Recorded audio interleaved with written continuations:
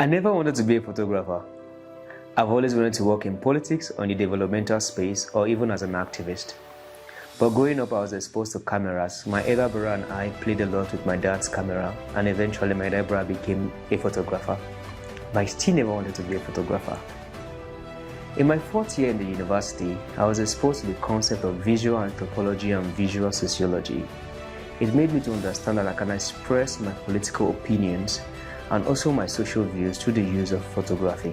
And eventually, I watched the work of Esibo, and that work really inspired me. And later in life, I got a job in a PR company. I was made a PR and media consultant.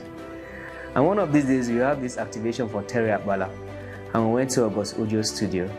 And Osodi blew my mind with the way he used light and the way he painted his background. I was like, wow, this is what I want to be, a photographer. Then I focused on photography. Then as I was testing all the waters, I came across the Unabashed event by Bayo Mogoro.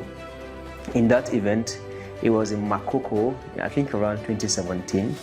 I met a lot of people like Emmanuel Yeleke. I met Bayo himself and my very good friend, late Fortune.